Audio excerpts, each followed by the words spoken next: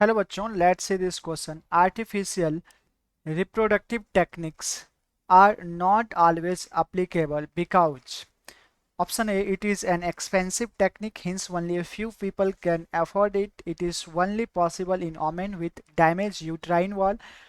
Option C, it has raised ethical, legal and moral concern. And option D, all of the above.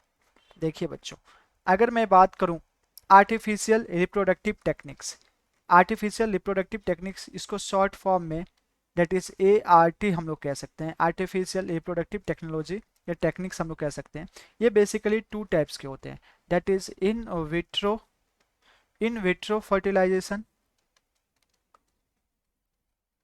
And second one is in vivo fertilisation.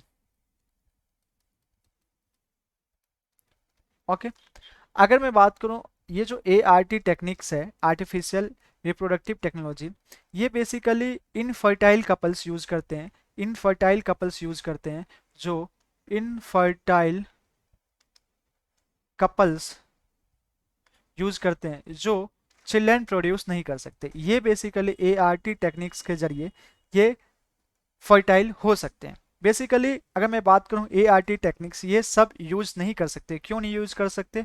क्योंकि ये काफ़ी expensive होता है। ये काफ़ी कैसा होता है? एक्सपेंसिव होता है, इसलिए इसको सब अफोर्ड नहीं कर सकते। ठीक है। सेकेंड वन, अगर मैं बात करूं, अगर मैं जायगोट को या अर्ली इम्ब्रियो को या 32 सेल स्टेज को अगर मैं यूट्रस में ट्रांसफ़र करता हूं, अगर उस ओमेन की अगर यूट्रस डैमेज है तो वहां भी पॉसिबल नहीं है। इसका मतलब डैमेज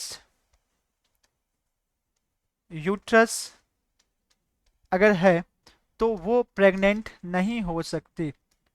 वो प्रेग्नेंट नहीं हो सकती, मतलब प्रेग्नेंट हो सकती है अगर सरोगेट मदर अगर हो जाए तो तब प्रेग्नेंट, मतलब प्रेग्नेंट वो फीमेल तो प्रेग्नेंट नहीं हो सकती लेकिन उसका चिल्ड्रन हो सकता है। तो अगर डैमेज यूट्रस है तो जिस जिस फीमेल का डैमेज यूट्रस है वो कभी प्रेग्नेंट नहीं हो सकती। ओके, ये ठीक है।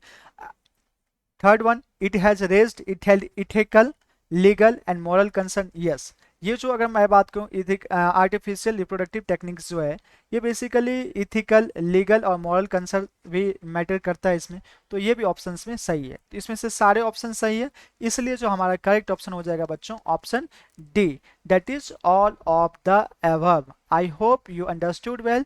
Thanks, best of luck.